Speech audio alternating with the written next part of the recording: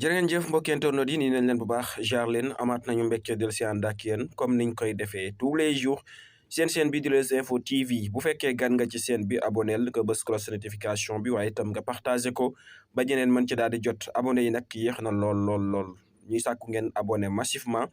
à ce que nag ñu mën a atteindre li nga xam ne objectif bi bu ko defee nag liggéey bi gën a mën a yaatu bu kenn ku nekk mën ci daal di gis boppam kon ñu ngi sàkku ngeen di abonné waaye itam di bës cloche notification pour ngeen di mën di am sunu ay notification waaye itam ngeen partagé ko ba ñeneen mën ci daal di jot dañuy daal dikk ak yéen ci li nga xamante ni nag daal nay soxal kii di Ousmane Sonko waaye itam rawatina député yi nga xamante ni mën nañ ko tuddee ay député de l'opposition ñeel foofa ca conseil constitutionnel ku nekk xam na ne Ousmane Sonko moo nekkoon premier ministre bu Sénégal le 22 mai 2026 la ñu ko daal di limogé ka ko limogé di président de la république Bassirou Diomaye Diakhar Faye moo ko daal di limogé ginnaaw ba mu ko limogé nag moom mii di Ousmane Sonko daal di nay delluwaat foofa ca assemblée nationale waaye lu jiitu loolu moom mii di Ousmane Sonko dafa nekkoon député à l'assemblée nationale parce que nag moo nekkoon tête de liste bu parti bi di Pastef ba ñuy dem élection législative ginnaaw bu mu demee élection législative nag dafa gagné woon massivement ba mu gagné nag kii di président de la république daal di koy nommé mu nekk premier ministre kon dootul mën a nekk premier ministre ba pare di nekk député moom it Ousmane Sonko nag mu daal di suspendre li nga xamante ni moo di mandat wu député am foofa ca assemblée nationale ngir lan ngir dem répondre président de la république bi nga xamante ni nag moo ko daal di soxla ngir mu daal di koy jiiteel gouvernement am ginnaaw loolu nag Ousmane Sonko daal di jiite gouvernement bi suspendre li nga xamante ni moo di mandat député am bi mu jiitee gouvernement bi ba le 22 mai 2026 wax naa ko tout à l'heure ci la ko président de la république daal di limogé maanaam jëlee ko ca boppu gouvernement ba ginnaaw mu ko ci jëlee nag moom mii di Ousmane Sonko nag daal di jëlaat mandat wu député bi nga xamante daf ko daal di suspendre woon dem ca la nga xamante moo di assemblée nationale ndax article 54 bi moo ko permettre à ce que mu mën a delluwaat foofa ca assemblée nationale moom nag ba mu delloo ci assemblée nationale ngir ñu daal di réintégrer li nga xamante ni moo di mandat wu député am ci anam boo xamante nag daal di nañuy amal réintégration ba noppi bañ amalee réintégration ba nag ca la ñu daal di amalee ab vote ngir kan mooy jiite président bu kan mooy nekk président bu assemblée nationale ginnaaw ba nga xamante ni kii di El Malick Ndiaye daal dinay démissionné ndax bu El Malick Ndiaye démissionné vice président bu assemblée nationale moo am sañ-sañu organiser élection yi ginnaaw loolu nag kii di président vice président bu assemblée nationale daal di organiser li nga xamante ni nag moo di élection yi ca jamono boo xamante ni réintégré nañ ki nga xamante ni moo di Ousmane Sonko mu nekk député ginnaaw bu mu nekkee député nag ca lañ amal élection ya bañ amalee élection ya nag moom mu nekk candidat comme ñëpp ba mu nekkee candidat nag ca lañ ko daal di voter massivement à ce que mu daal di gagné li nga xam moo di poste président bu assemblée nationale ci 133 députés ndax moom ku nekk xam na ne seen majorité mu ngi toll ci 130 députés waaye am na ñeneen ñetti député sax yoo xamante ni ànd nañ ci Ousmane Sonko nekk président bu assemblée nationale ñu daal di koy voter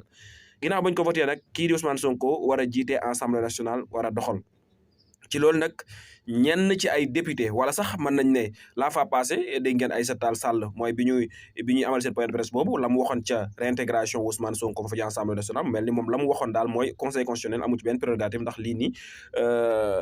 xel nangu na ko te yoon tamit daf ko daal di nangu waaye day mel ni opposition moom ànduñu ci lu ni mel ndax ñii di waa opposition bi nag ñoom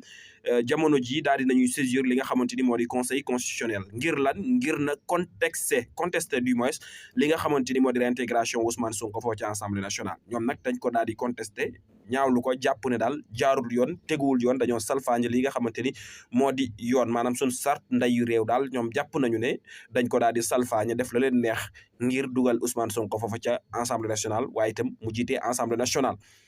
waral nag ñoom nag ñu daal di dem foofa ca conseil constitutionnel daal di koy saisir ni ki démb nag lañu xamal ne conseil constitutionnel daal dina jot requête bi nga xamante ni opposition bi daal dañ koy amal ngir contre réintégration Ousmane Sonko foofa ca assemblée nationale lii la nag ñii nga xamante ñoo di conseil constitutionnel am nañu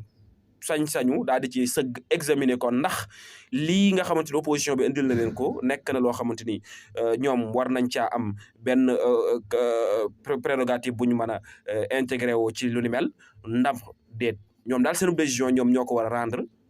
dans 1 mois yoo xamante daal war nañoo sëgg ci dossier maanaam fii ak weer daal ñoom am nañu sañ-sañu sëgg ci bi lépp dossier fii ak weer maximal ngir ñu xool naka la ñuy def nag ba xool ndax am nañu ci sañ-sañ ngir xool luñ ca war a contester wala déet loolu nag dañ koy bàyyi ak conseil constitutionnel bi nga xamante ni nag moom mooy daal di càmbar bi lépp requête nga xamante ni opposition bi daal nañ koy jébbal daal di leen koy jébbal niki lundi bii di démb lañ ca daal di jot. ci loolu nag dañ ciy daal di dellusiwaat tuuti ndax nee naa leen Ousmane Sonko mi dem assemblée nationale dafa mel ni am na yenn député yoo xamante ni peut-être ñoom sax jàpp nañu ne du yoon waaye nag noonu la amee ñenn ñu ko d'accord ndax 160 député la war a doon 133 yëpp d'accord nañ ne Ousmane Sonko bi dafa war a dem assemblée nationale parce que yoon may na ko kon nag lu néew ci ñi nga xamante ni nag ñoo nekk foofu ci assemblée nationale ci ay député ñoo daal di contester lu di mel loolu nag dañ ciy daal di toog xaar fan la ci conseil constitutionnel 17 sages yi nga xamante ni ñoo fa nekk war a saytu dossier bi war koo xool ndax ñoom ñii li ñu déposé war nañ koo déposé wala déet ndax ñoom itam lii ñu leen jox ndax am nañ ca sañ-sañu àddu ca wala déet ndax ñoom itam buñ cay àddu itam buñ amee sañ-sañu àddu ca naka lañ cay àddoo yooyu yëpp nag ay xaar la yoo xamante ni ñun askan bi dañ koy toog di xaar mu nekk jamono ji en cours nekk loo xamante ni jamono ji 7 sages yi ñu ngi ciy sëgg ngir xool naka lañ koy saytoo waaye itam décision bi moom maximal 1 mois daal jombul ne peut-être dañ leen génneel li nga xamante ni moo di la fa gën a fës la nga xamante ni mooy tukkee ca lu ni mel kon daal nañ jàpp ne jamono ji kii di Ousmane Sonko moom mu ngay wéyal mooy président bu assemblée nationale mu ngay doxal Amadou Ba sax la fa passé ñu ngi dégg ñu mu bëgg a réintégré wu foofa ca assemblée nationale ngir wéyal moom itam ab liggéeyam loolu nag à suivre la daañu ci dikkaat ci yeneen xibaar ci nu mu gën a yaatoo ñu ngi leen di sant bu baax di leen gërëm di am mbégte itam di ànd ak yéen saa su nekk comme niñ ko waxee tout à l'heure de leen abonné nu mu gën a yaatoo ngeen mën a jàpp ci liggéey bi à ce que compte bi gën a mën a am doole pour ñu gën a mën a liggéey waaye itam bu leen fàtte di bës cloche notification bi di ko partager ñeneen mën ci daal di jot ngir ñu daal di mën a ànd ak ñun liggéey bi la ñu ngi leen sant baax di leen gërëm di am mbégte di ànd ak yéen jërë ngeen jëf